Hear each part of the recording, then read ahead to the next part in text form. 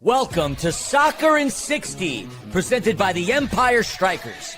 Get ready for your weekly look at all the pro soccer teams in Greater Los Angeles. We've got all the news and analysis you need, from LAFC and the LA Galaxy to the Empire Strykers, Angel City FC, and Orange County Soccer Club. Now, buckle up and enjoy Soccer in 60. Good evening, everybody, and welcome. That's right. This is your weekly look at Southland soccer in an hour. This is Soccer in 60, brought to you by SAC Health Systems. No, it's not Philly. He's on assignment over at the TST, and we'll talk about that quite a bit later. But you know my voice. It's the Scarf, your friendly neighborhood Scarf. J.R. Liebert here, along with my buddy Tim, and we are set to take you all the way through all the soccer in the Southland. Tim, how are you, my friend? Dude, JR, the Scarf Man, it's good to be hanging out with you. I know that we're pre-recording Wednesday night, but it's going to be a ripper of a show. We've got a great interview with Orange County midfielder Chris Hegardt, and he is a good dude, JR. We had a great time. Me and Gunnar had a great time on that interview, buddy. Yeah, incredible interview there with Chris. We can't wait to share that with you all later. And again, so much to talk about. Huge news for LAFC and Galaxy this week, although definitely on different sides of the spectrum. We will hit, of course, Empire Strykers, Angel City, and in addition to the interview, we will talk a little bit about Orange County Soccer Club. There's all kinds of fun stuff going on in the world of soccer, and this is the best time of the season. All the European soccer is over, so we get to focus on the soccer here in the Southland, and we could not be more excited to do it with you. Tim, I got to say, looking at all the different matches and all the different things in Europe, what was your favorite one before we head to our first read? Oh, I think the fact that the Strikers put in could we be signing Cristiano Ronaldo, and then he buries one to put Portugal through to the final. There you go. Look, it could be silly season at Toyota Arena with potentially CR7 coming on over. Look, we got to pay some bills, and the first one we do is, of course, our good friends at National Core. National Core, one of the nation's largest nonprofit affordable housing developers and a proud sponsor of your MASL team, the Empire Strykers. At National Core, they believe that soccer has the power to transform lives just like they do. They believe in building strong communities on and off the field. And to learn more about National Core and their mission, please head to nationalcore.org. That's nationalcore.org. All right. So looks like we are headed into the world of LAFC. And as we do, even though you and I are going to be here and the ones to talk about all the LAFC stuff, we want to bring in our buddy who normally covers the Galaxy for the Lacuna Galaxiana podcast and a good friend of both of ours, Rob Jalon. How are you, my friend? Good, JR. Tim, thank you guys for having me back. Reporting here for the Sporting Trib, and that's the Sporting Tribune and Lacuna Galaxiana, and you know it's impossible to kind of ignore the magnitude of such a match that happened down the 110. So glad to be here. Thanks. Yeah, I'm very happy to have you on. Of course, the magnitude of the match that Rob is talking about is the spot in the Club World Cup that Los Angeles Football Club was able to secure with an electric victory over none other than Liga MX giants Club America. It was an insane atmosphere at BMO Stadium. And of course, the almost $10 million goal scored by none other than Denis Bouanga. I've got to ask the two of you, and I'll start first with Tim. It was an incredible night at BMO Stadium. Where were you while the game was going on? Were you watching, and what was your take on the incredible result? Yeah, I was watching on TV at my house, and it was I could feel the electricity coming through the TV. It's like when you first had fans come back after COVID, stuff like that. Just the feeling of electricity through the TV was palpable. The fact that they were lighting off flares and smoke bombs and grenades and cheering and chanting, and it was 55% Club America and 45% LAFC. It was magic to be watching that thing on TV, and I could only imagine what it was like in the arena. Tim, I can tell you, I don't think it was 55-45. I think it might have even been a little closer to 70-30 at the start of that thing. I have never been to a road match in our own stadium like that before. That was incredible. La Monumental and all the other supporters for Club America, they were on fire at the start of the match. Rob, I have to ask, of course, you cover the Galaxy on a very regular basis. Is it hate watching? Is it curiosity? Is it just anticipation of what could happen? What's the mindset of someone who has the Galaxy pod to worry about while they're watching a match like that? Oh no, it's undoubtedly a mixture of a couple of things. It's on one side, like you said, curiosity. Will LAFC be able to pull off this quasi upset, because everybody expected Club America to go ahead and take care of business, especially with the fact that Steve Cherundolo has taken his team to a couple of finals or big matches and not been able to get it done. So there was that specter hanging over them as well. So there was that specter of curiosity for me, and also you asked, where were you guys when everything was going down?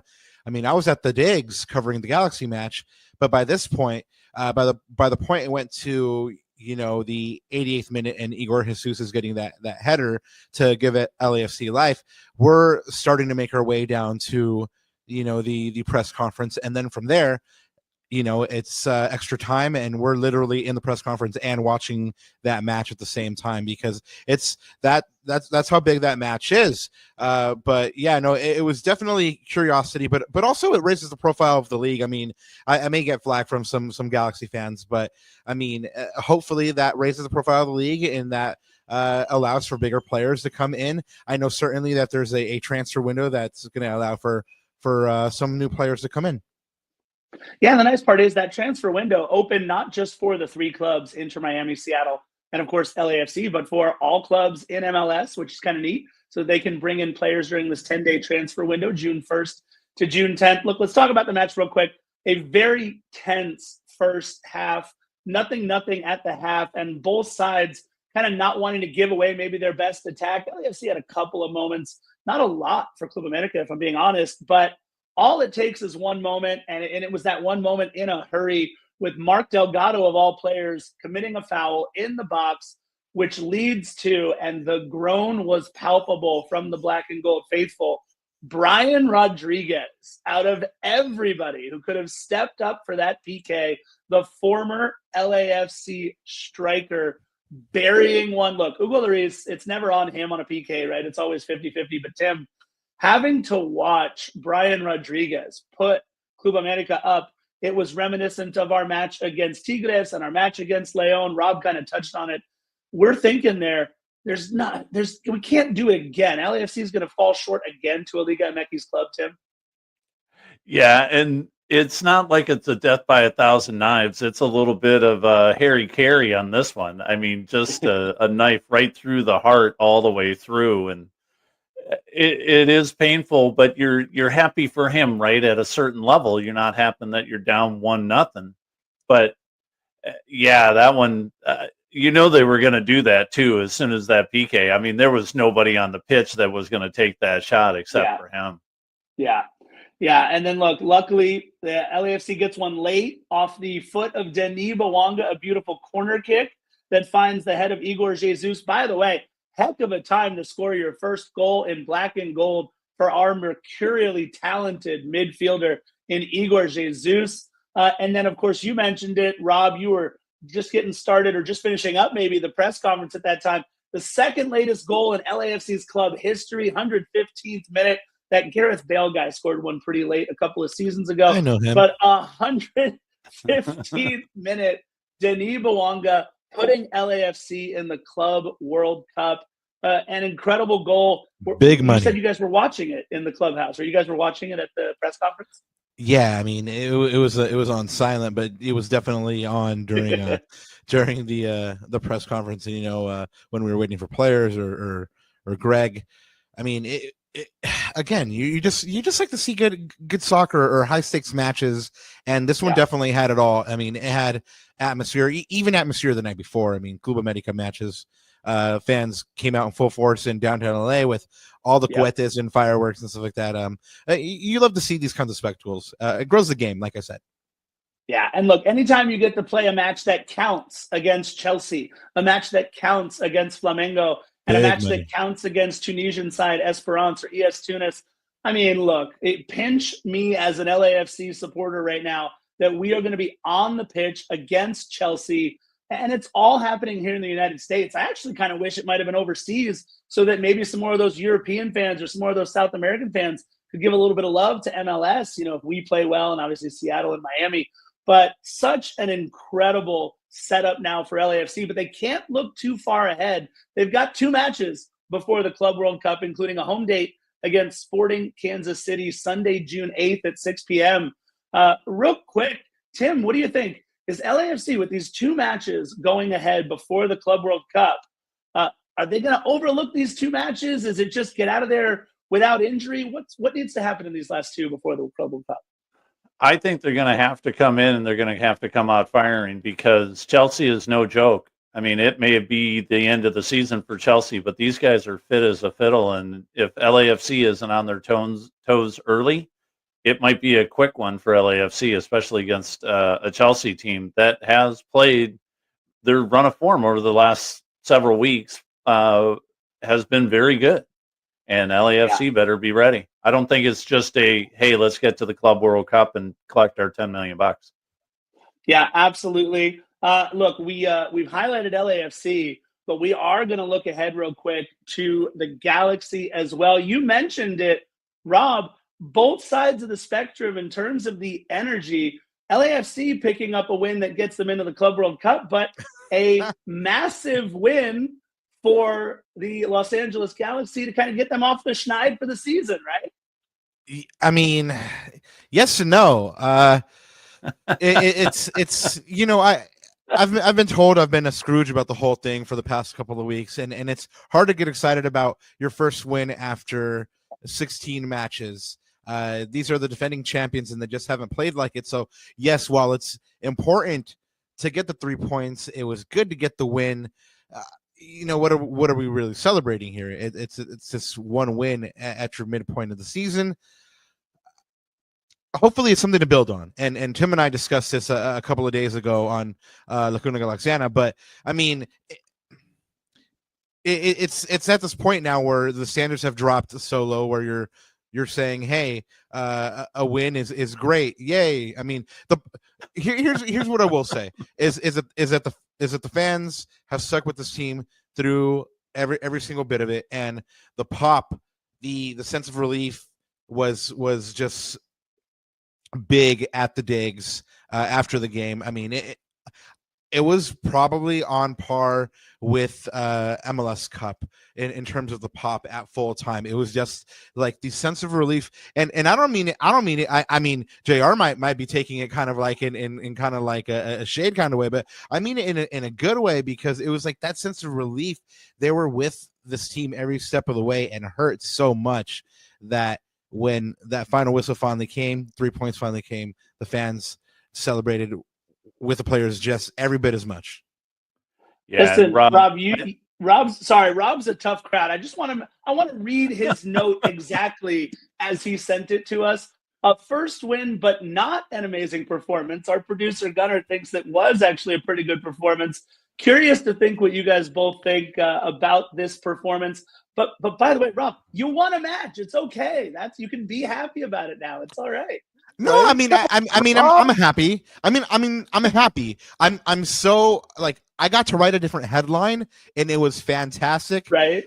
I mean, you know how upset it makes me, like, when I go to a match and then I go to the press conference and then I come home and I have to file a story, and there's me at 1 in the a.m. writing the same headline again. Galaxy still win this in 13. Galaxy still win this in 14. Galaxy dropped a match by not allowing a shot on goal. I mean, come on, son. Everything has happened to this team, and like, yes, sometimes, like, I've gone through all the stages. I've gone through, acceptance, denial, bargaining. Like, okay, well, like, are we going to get somebody in the transfer window? Like, what could happen? Like, it's just kind of like, it shouldn't be happening to this team. I think Herculez Gomez said something about like, this is the worst Galaxy team I've ever seen. I don't think it is. I think this team has a lot of quality, and you know what? You see this team play up to standard at times. The problem is that they haven't put those 90-minute performances together consistently. I mean, and I have to disagree, Gunnar, I love you, but I don't think they played a fantastic game. I think they played a decent game, but as Tim pointed out the other night, they did allow 20 shots. Of course, 9 of those were blocked by the Galaxy defense, but that's still 11. I mean, too many shots on goal. RSL hit the post 2 times, and this is an RSL team that isn't having a great moment themselves. So, yes, it's a win. It's not. They didn't have a great performance. It wasn't over a great team, but they have shown moments against good teams that they can play, and they, with the exception of New York, they haven't really been out of it in any single game. I think St. Louis as well, which was 3-0, but other than that, I mean, they've hung. Now, hopefully, like I said, they build on this. They can go, oh, that's what it's like to win. I remember that, and they can kick on, right? Right.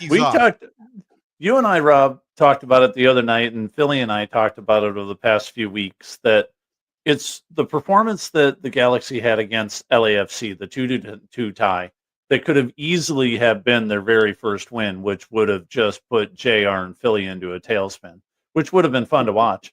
But right. The fact that, we talked about it the other night, I think the Galaxy were very opportunistic.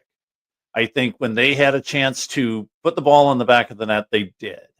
And within the first 3 minutes, Gozo had a chance, and Mitrovic had an incredible save. And JR, Rob and I talked about this. I think that turned the tide of the game.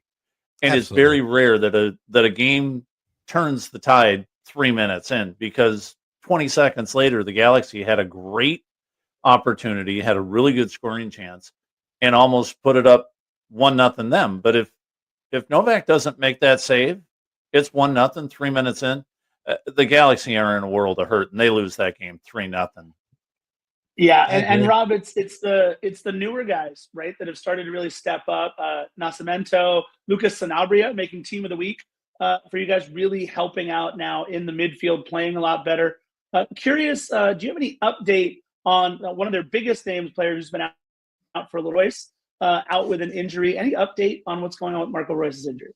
Yeah, it's a thigh, and it's funny. He mentioned it the game before he got injured. He said, I just played my 3rd game in a week. I'm not really used to that anymore. And the next game he comes out and he comes off and gets injured. But Greg did mention that after the break he should be good. Everybody should be ready to go. They don't think it's going to be long term. Lucas as well. I mean, he came off, I believe at halftime. I think it was at halftime, and Greg said that he noticed him limping a little bit. It was more precautionary than anything. Yeah, and the one bummer about all of this is that you guys don't even get the chance to respond the very next week, right? Because you guys are off for this next match day. You don't play again until, I believe, the 14th, and you're going to St. Louis. So you can't really build on this momentum. Yeah, I mean, it's good and it's bad. I mean, it allows the players to rest. They have that taste of victory in their mouths right now, and they get to kind of sit with that for a little bit. They get to go have that good feeling. Greg gets to train with this team. He has basically his full roster with him. So yes, it's kind of tough not to be able to go ahead and keep that momentum going in your next match. But the way the season is going for the Galaxy, who knows if that's what would have happened. I mean, we've seen them, beat Herediano 4-1 and then, come out in the league a couple of days later and not get a result that they were expecting. So, I mean, I'm okay with this. Let them get healthy all the way. Let Royce get healthy. I mean, he was starting to play really decent soccer. I mean, a couple of goal involvements in the 5 matches that before he got injured. So I'm all right with it. Cool. Hey, Look, JR, what do we got next, man? We got to pay some bills? We're trying to get Rob to say something positive, but now you bring up bills. There's no way that Rob's going to talk about anything positive about this Galaxy. But yes, we do have to pay some bills, especially with our good friends over at It was a pleasure, guys. Rob will be back. Rob will be back later. Don't worry. Experience the thrill of game day with Omnitrans in partnership with the Strikers. Be in the heart of the action at Toyota Arena and let Omnitrans take care of the ride. Hop aboard Omnitrans for a seamless journey. Simply download the Transit app to catch your bus and enjoy a stress-free trip to cheer on the Strikers. Ride with Omnitrans to the game. Look, we tried to get Rob to talk about a bunch of positive stuff about the Galaxy, but I know that's something you and I are really excited about. We mentioned at the very top, it is my voice instead of Christian Philemon's. Philly is normally here in this seat, but he is on assignment in Cary at TST with a ton of Empire Strykers and a ton of big names out there. This is the indoor tournament of the year. And Tim, how much fun has it been so far?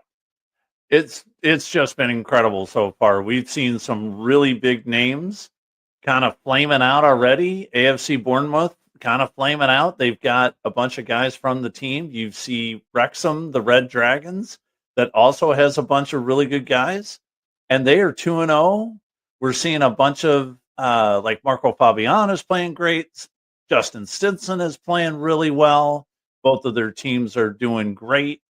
And it's really, really a fun time. And I even caught a couple of the games that Philly was doing the play-by-play guy. And man, there is no person, not that I've heard lately, that is better prepared than Philly. I mean, everybody saw his Instagram post. He's got 35 pages of notes, man. It was incredible.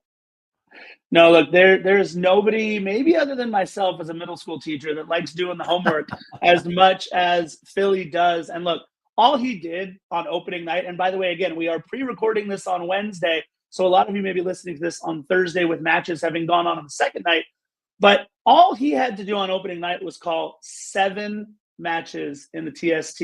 And again, what this is, it's a 7-on-7 tournament. Winner gets $1 million to split between their team. It is a massive deal. The last 2 winners, Newtown Pride and La Bombonera, are chock full of MASL athletes. We mentioned it. You mentioned Marco Fabian. He's playing with Boca Dallas men's.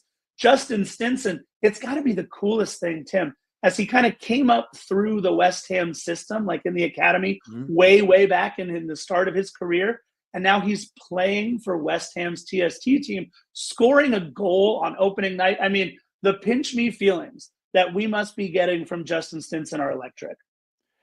And I think it's fantastic to see something like that, to see West Ham coming out, reaching out to him, having him come full circle, perhaps, coming back to West Ham, playing, and then putting the biscuit in the basket is in the very first game. How cool is that got to be? I mean, you just like you watch that and you're like, okay, this is the way soccer should be. This is the way soccer is really, really fun. It's why we watch the game. You want that excitement. You want your team to do well. You want certain players to do well. But just to watch Justin and then him celebrating afterwards with his teammates, it was a sight to be seen. Yeah, and by the way, I want to give Philly his full credit. I said 7. Apparently, he was scheduled for 8 matches on the first day. Absolutely unbelievable. Justin Stinson with the big goal. Marco Fabian played in a couple of really big matches today as Boca Dallas men's wins their first match 5-0. But in an old coach versus new coach matchup, Newtown Pride, which of course Coach Onua Obasi led to victory in the first TST, defeats Boca Dallas. Marco Fabian picking up an assist. It's got to be weird for Marco playing on one side, hearing your coach's voice coming from the other bench. I've never experienced, I mean, look, I'm not a professional soccer player. There's news right there. But I've never experienced anything like that. And of course, Tim, one of the biggest names, one of the biggest draws, Pat McAfee, who, of course, of the Pat McAfee Show and a huge social media following. They've got Conkefa FC there with 2. They're now up to a 2-0 start. They have a 5-0 win in their second game. They're looking absolutely incredible. It's just so much fun to see all these big names from all around the soccer world and beyond. Yeah, what I find the neatest thing about this tournament is that it's fast. It's 20-minute halves. You've got the target scoring, the target scoring at the end, target score time at the end. That's what makes it just really, really fascinating to me, is that when you are up 4-3 at the end of regulation, game's not over. And there were multiple games where the team that was down came back and won today. Yep. That's one of the funnest things ever. And could we see that in a local arena near you? Maybe. I think it would be a good little play. It would bring the excitement. It would bring some really good action, even more so to the indoor game. But I think with this 7-on-7 format, you've got guys running on and off the field. Everybody's getting a ton of playing time, and you have huge names, Olympians, gold medalists, professional guys coming over from Europe at the highest level of soccer, playing on a 7v7 in front of all these just wild and crazy fans in Cary, North Carolina. It's giving me goosebumps just talking about it, JR. And my favorite part is you mentioned big names. What about, I don't know, Borussia Dortmund? People have heard of Borussia Dortmund. Turns out they've lost their first 2 matches to clubs called Freedom United and the Drunken Monkeys. The Drunken Monkeys have taken down Borussia Dortmund. Where else but the TST? Where else but indoor soccer or football rapido or whatever beautiful version of this game that we are playing out there? The Drunken Monkeys defeating Borussia Dortmund. I mean, it's just incredible. Look, you mentioned it. MASL legend Frank Tayu is scoring goals there. The Atomic Ant Sebastian Giovinco returning stateside for Quick Goal FC. And look, I'm a huge Azzurri fan, so it's nice to see Giuseppe Rossi scoring goals. Everybody and anybody, whoever you are, you can find a team, you can find a player, and more importantly, you can go find Philly calling all these matches, and you can get behind a team, a player, just something. It has been an incredible first night. And again, we're pre-recording this, so 2 nights have happened. So Philly's probably called, 10, 12, 16 games by now. But it's been incredible. Tons of Empire Strikers playing in the match. And look, there's also a women's side to it. We're going to bring in Nina in just a little bit to talk about Angel City. But again, so many things to talk about with this TST, and we will be covering that over the next couple of weeks. Yep. And with that, let's bring in our resident expert on all things Angel City, Nina Keeper. How are you, Nina K? No relation? What's up, Timmy K? No relation. I'm doing good. It is a fun night here. You know, as JR and you have been talking, TST has started, but there is a women's side to this tournament. It's not as expansive as the men's side, but the prize pot is still the same. And of course, you know, Angel City had to get in on the mix. The entire tournament is held at Wake Med, which is where NC Courage play. So I absolutely love this. I love that the women get their moment in the spotlight. And with that, you know, Lauren Sesselman on the team for Angel City, obviously friend of the podcast, friend of the show. She's been on here before. And, you know, Jay, you've sat next to her in hosting capacities before as well. Remind me, what did you compare her Olympic career to? Oh, my AYSO U7 career. Clearly they match up like for like. Absolutely. Yeah, absolutely. That was a proud moment for me, sitting next to an Olympian and a professional athlete, being asked to dissect the same game that she's looking at, that she sees like the Matrix, and I see like I'm sitting next to Keanu Reeves watching the Matrix. So, but look, no, sorry, I don't mean to cut you off, but it's an exciting time for Angel City FC right now, right? Absolutely. So none of the stars, obviously, none of the starting players that are on the roster are able to go to this tournament. It's happening in the middle of the season. I've seen so many comments and they're like, why isn't Christian Press starting? I'm like, she's on the team. This is the sevens team. This is a different thing. But nonetheless, it is a star-studded cast, and it is being coached by Saskia Weber.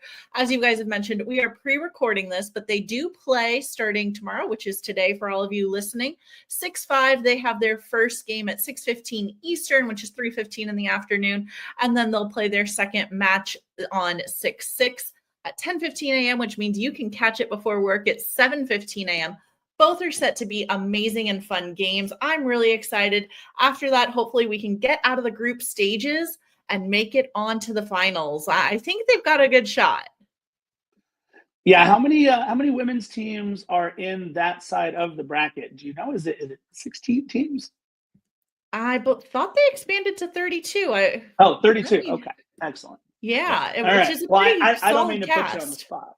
Yeah, I don't mean to put you on the spot, but yes, Angel City has to be one of the favorites going into that. It's also a new era in a very different way for Angel City, obviously, with Alex Strauss coming over. Look, a long history with Sorry, Bayern you were Munich. right. 16.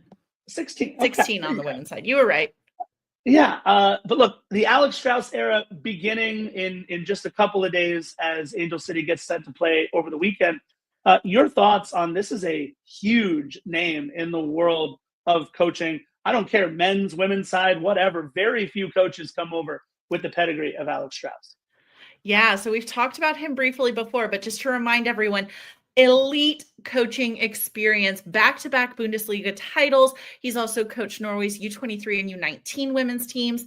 He has got the pedigree and the ability to develop players from a young age through their career, which is, I think, why he is such a tremendous fit for Angel City, who we know, while we have a lot of veteran players, we also have a lot of very, very young players. So his ability and experience at coaching at that level, I think, is going to serve us for a very long time. Now, with that, looking ahead to this game, I don't think there's a better one that he could have started out on.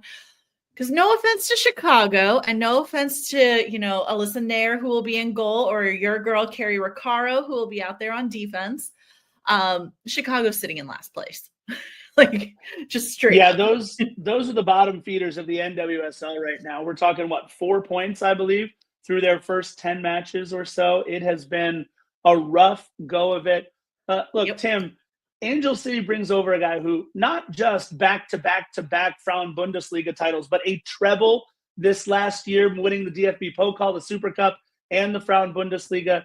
Dude's only 49 years old, and he's already cemented himself as one of the best coaches in the game. Your thoughts on a new era starting? And now, by the way, this new era starting 11 matches. What will be 11 matches in to the NWSL season? Well, as you well know, JR, me, Nina, Philly, we were just killing at Angel City at the start of the season. They didn't have a coach every week. We're like, hey, they don't have a coach. And then, we've had Parsons on the show before, and he was great. And we asked him about that, and he said he was going to find the best coach possible. Well, I tell you what, they could not have picked, I believe, a better coach. They vetted him. They taught, Parsons talked to his coaching staff, and Gunnar was at the presser, and he talked to Alex for 15, 20 minutes after it and said he was one of the nicest guys around. And that's what Angel City needed. They needed a gigantic name because, as everybody well knows, you've got 500 million different things to do here in LA. And so you better have a big name to make sure that people are getting cheeks and seats. And I think, and Nina, I'm sure you agree with me, I think they did an amazing job on bringing him in. Yeah, it's definitely hands down one of the best decisions I think they've ever made as a franchise. Looking ahead, like we said, the lineup, the matchup against Chicago Stars hasn't been always great. We've won 3, they've won 2, there's been 1 draw. But as JR points out, Chicago Stars this season have only 4 points. They have 1 win, 1 draw, 8 losses. I'm really hoping this allows him to start his NWSL career with a win. Let's not jinx it, but Angel City have scored 10 goals in their last 5 matches, whereas Chicago have only scored 3. So I'm feeling pretty confident, but I think last time I felt this confident, I said, yeah, we're going to win 2-0, and it was 3-0 against us. So I'm going to keep my mouth to myself on that one. Yeah, look, they've had a lot of players playing, though, over this international break. We talked about how 8 Angel City players were called in to different national teams. But something that might be a little troubling is before she even got her camp started, really, with the U.S. women's national team, Giselle Thompson coming back home with a minor hip injury. Look, Alyssa has been electric for the U.S. women's national team over these 2 matches. I think she's basically in credit for 3 goal creations out of the 7 goals that they scored. But this Giselle Thompson injury, I'm wondering how that has you feeling, Nina, as as they get set to really press forward and cement that playoff spot. Maybe not having Giselle Thompson for a few matches. It makes me nervous for sure, because I think that her chemistry with the team is really clicking and we need that strong defensive line. But as we talk about a strong defensive line, Angel City made another signing to help with that. I guess maybe kind of sort of. I guess the role of keeper is up for grabs now because Hannah Siebert is coming in. As soon as she gets her international transfer certificate, she's going to end up at Angel City as a keeper. And she was the captain of her team. So that says a lot about her and her abilities. And I'm thinking that we might not have a starting keeper much longer with this signing. Yeah, Tim, a massive signing out of Sporting CP in Portugal, which is just a huge club down there. But she's a SoCal native, right? Went to Pepperdine out of Riverside.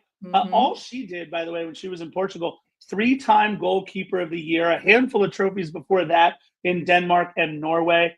And her contract is up June 30th. She comes over, and Hannah Siebert potentially now taking minutes away from Angel City in goal. Yeah, I think this is what a coach like Alex brings. I think he can bring in that super high end talent.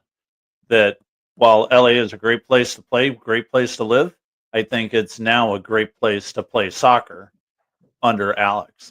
I think it's a great signing. I think it's going to be incredible for the team.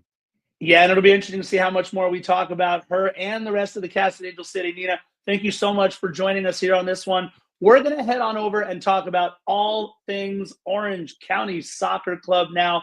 And again, an incredible interview with midfielder Chris Hegardt.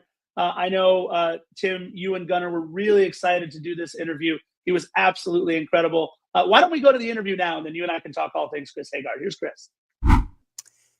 Even though our guest met Lionel Messi while battling cancer as a child, and then again when he was himself a pro soccer player, that won't be our main focus today because there's so much more to him. Growing up, he was part of the LA Galaxy and Seattle Sounders youth systems. In addition to playing for Georgetown University and MLS's Charlotte FC, he had stints with several USL and MLS Next Pro teams, as well as with Norway's Stabæk. Now, he seems to have found a home with Orange County SC. At 23, he is a key contributor and one of the exciting young stars of the USL Championship. We're so excited to have with us midfielder Chris Hegardt. Chris, welcome to Soccer in 60. Yeah, thank you guys for having me. I'm excited for the interview. Yeah, likewise. Let's dive into it. First of all, you being from San Diego, I want to ask you what it's like to now have settled so close to home. Are you enjoying being near friends and family? If so, did that factor into your decision to make your loan permanent and sign outright with OCSC in January? Yeah, that's a good question. Yeah, it is crazy. I've like you said, I've been away from home now for I think since I was 15, when I went up to Seattle.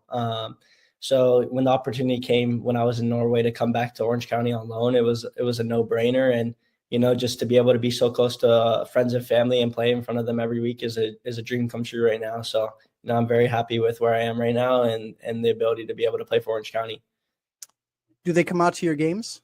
Yeah, of course. They the whole family there.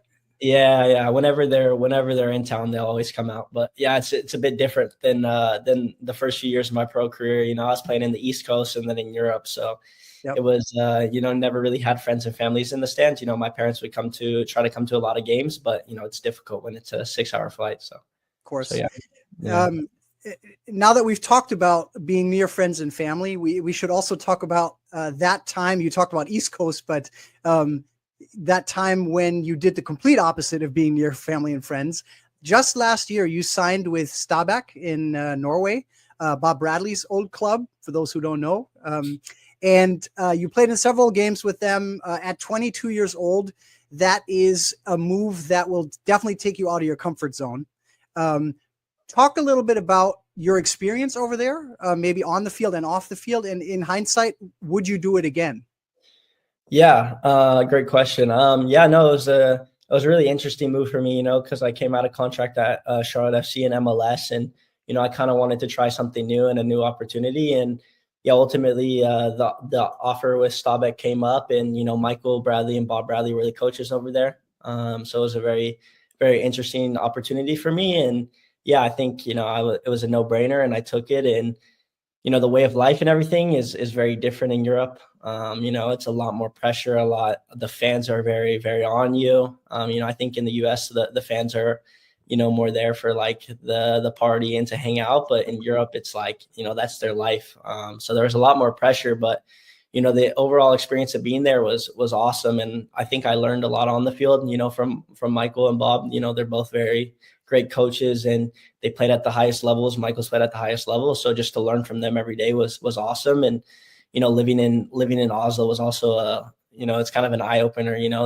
Like the public transportation, that's all you use. So, from growing up in the West Coast where you're driving everywhere to, having to take the bus to go get a coffee in the morning is a lot different. So I think I took the opportunity, and it helped me grow in a lot of ways. Yeah, public transportation everywhere, but Southern California is a completely different concept, right? Yeah, exactly. So that was a different way of life over there. But it's a beautiful country, and if the opportunity came again, I would definitely be interested. Oh, that's great. Well, hey, before we dive into the current campaign, let's travel back to 2024. Orange County basically seemed down and out late in the season, but then you guys went on a remarkable unbeaten run under then new head coach Danny Stone. If you don't mind, take us inside that stretch. What happened within the team when Coach Stone took over that allowed you guys to dominate and make the playoffs from basically an impossible position? Yeah. Yeah, I think, when I left Stabæk, I think it was towards the end of the summer. I got to Orange County, and the team was in a really tough situation. I think it was like bottom to last, or second to last, and there was a lot of injuries, and a lot of results weren't going the way. And then Danny came in, and I think the team just kind of looked at each other and just realized that we have so many good players in the locker room, and Danny kind of put us in a position for our best players and us to just come together and play our best. And then we kind of got on a little hot streak of just, once you win 2 or 3 games, you start to believe again. So I think when I first got there, the first few weeks were kind of like rock bottom. And then we just started to tread slowly up. And then, I think we went on a 12-game, like no lose streak, or no losses in the 12 games. So yeah, I think, like I said, like it was a combination of the players had so much quality, and also, Danny brought in new tactics and kind of life into the group. So yeah, it was a really, really awesome to be part of that group. Yeah. So let's move forward to 2025. Since the start of the new campaign, you just mentioned it, but Orange County has been on a bit of a hot and cold streak lately. Recently, you guys fell 3-0 to New Mexico, and then had an excellent 3-1 win over Colorado Springs, both at home, and then followed up this past weekend by a disappointing 3-2 loss at Monterey Bay. Do you have an explanation as for why the guys have had several strong performances, but you don't seem to be able to carry those over, to connect those dots like you did last season? Yeah. Yeah, that's a tough one to answer. I think, the team, there's a lot of new faces in the group. I think we lost, a few key players, a lot in the back line, and some in the midfield, some in the attack. So, I think it's a lot of new faces in the group. And I think it's just a combination of trying to put everything together. I think with this group, it's like we have some really good performances, and then, there's some games that we don't perform well. But I think as of late, even when we're losing, we're putting in pretty good performances. It's just not going our way. But the attitude in the group is very positive, and I feel like we're really going in a good way. So I think in the next few weeks, it should be on the upward trajectory, and the players are starting to click again. So let's see where we go, but I'm pretty excited. Yeah, that's great. Nico Ben Alcazar said the same thing when he was on a few weeks ago. It was just a matter of just things clicking and keeping working. For sure. I think, like you said, like when there's a new group as well, we lost a lot of key guys from last year. So I think it's just about, getting in the right rhythms and putting the players in the right positions to succeed. So it'll come soon. Yeah. Okay. So let's take a quick look at that Monterey Bay game. It was part of the Jägermeister Cup, which is a new tournament. You guys have been in a couple of tournaments over this year, both Jägermeister and the U.S. Open Cup. And Jägermeister features teams from the top 2 USL tiers. You guys had a really nice early goal, but then gave up the equalizer just before half, and then kept knocking on the door. But you gave up 2 second half goals before you got a late goal in injury time. Is it what you were just saying, that you guys are playing well and it's just coming together and it's just going to take another week or so to click? Yeah, I mean, it's hard to look at just one game, but I think, we went up 1-0 early away from home, in the Jägermeister Cup, and we were playing really well. And then I think we talked about it. We just gave up some soft goals that, are definitely easy fixes. So I think, especially in this league, you can't give up easy goals away from home, because playing away from home is very difficult. So I think it's just about, correcting the easy mistakes and going from there. But like I said, we have good players, so we'll figure it out sooner rather than later. Perfect. All right. So let's get up to the next game. Phoenix Rising is your next match, and it's away. Again, you're in the streak of about 3 games away from the champ. If there is such a thing as a 6-pointer this early in the season, this would be it. You guys trail Phoenix by 3 points with a game in hand. Both teams are inside the playoff picture, but can't be feeling safe. With Phoenix riding a 3-game win streak in league play and a 4-game overall unbeaten in all competitions, what are you expecting from them? And what are you focusing on as you prep for them? Yeah, I think, Phoenix is a really good side. I think they have a lot of good players. I'm familiar with their coach as well, because he was my assistant coach when I played in Charlotte. So, they're going to be a team that, has a lot of flair in the attack. They're very hard to play against, very aggressive. So I think we're ready. We know it's a big game away from home, and they're just sitting above us in the playoff line. So I think the boys will be ready, and it'll be a tough game. But like I said, we have so much quality, and, we'll be ready come Saturday night. Nice. Now, kind of a hard transition, hard cut here. I said in the intro that you beating cancer as a child would not be a main topic. That said, I personally, this is something that's is sort of important to me. I lost my mom to cancer in my early 30s. And also I decided when I was at one point diagnosed with MS that I would be healthier and in better shape than 95% of people that don't have MS. So when I see someone that has dealt with something very difficult health-wise and then becomes a pro soccer player, that's truly an inspiration. So I just wanted to ask you, how frequently do you still get approached about that? And do you feel like you've been able to encourage some people and provide some hope to people?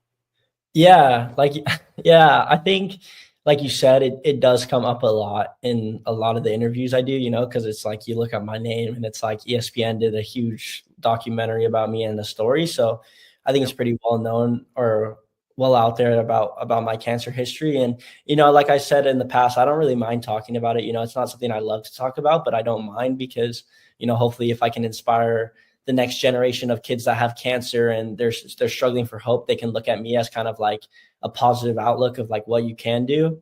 But yeah, I think just the main message, I always say is just if you have a positive mentality and you have a good outlook, you can overcome anything. And that's kind of what I did when I had cancer. And, I just try to put that message out to other kids, and hopefully they can see my story and see what I'm doing and give them hope to keep fighting against it. Mm-hmm. Certainly understandable that when it comes up a lot, you don't constantly want to talk about it, but I really appreciate you answering the question, just because I think it does make a difference. People hearing it and it makes a real difference in the real world. So really appreciate it. We really just have one more for you.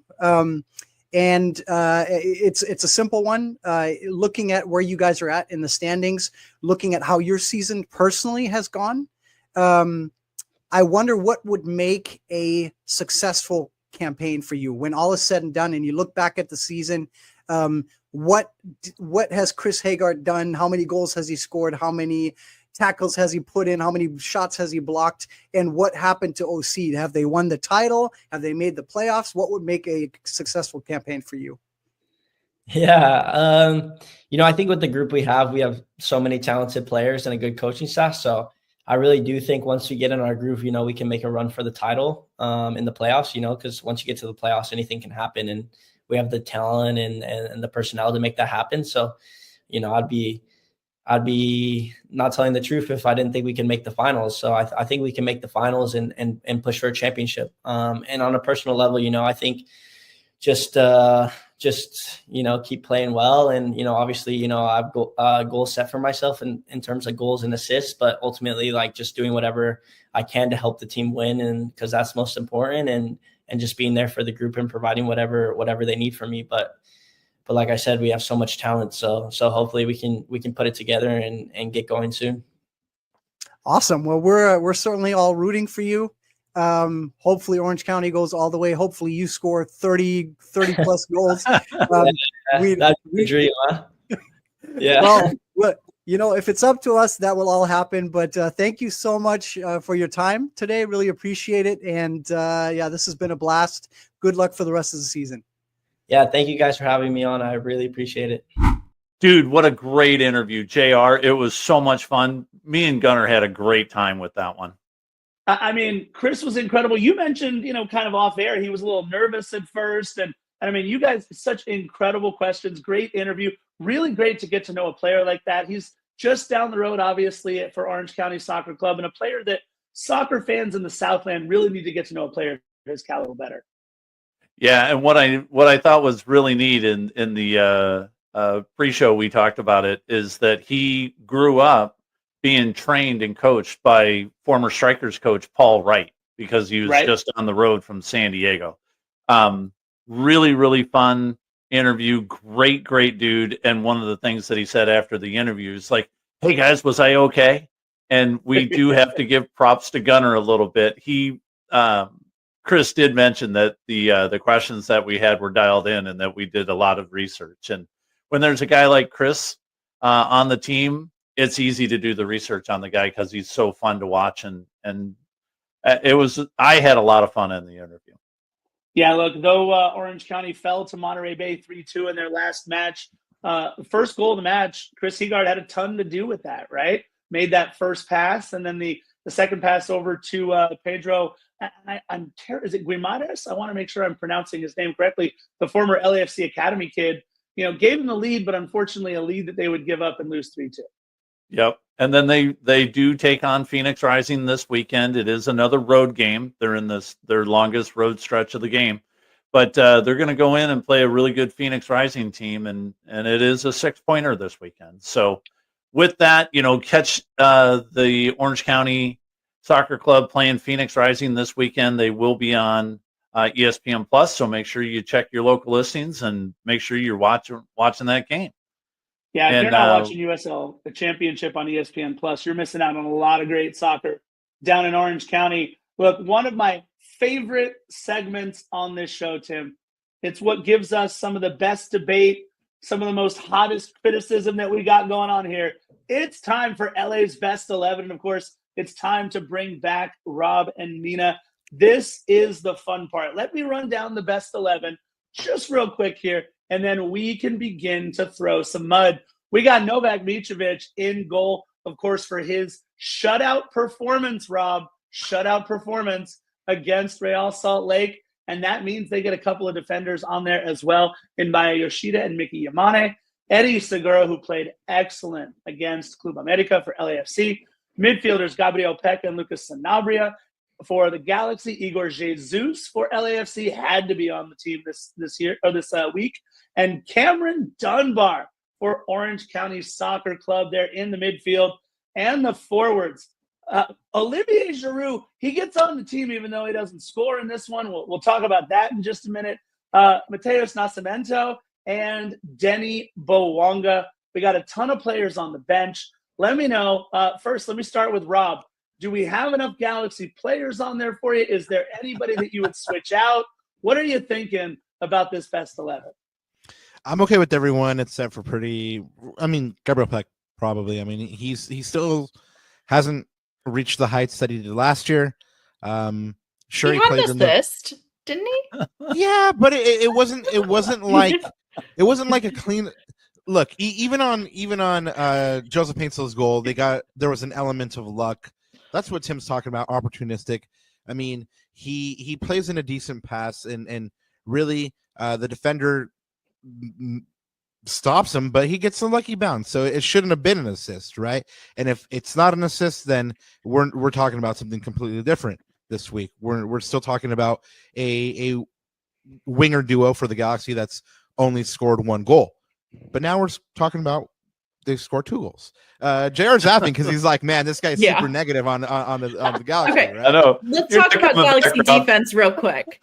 Galaxy defense. So Mitrovic only has 4 saves. Mickey Yamane, to me, is the one who held this down. 10 clearances, 8 of those were in the air, and I think that's very cool. But I also want to just throw out, before we run out of time here, probably my favorite stat on this best 11, and who I'm giving my little nod to, is going to be from OCSC, Cameron Dunbar, who was the most fouled player.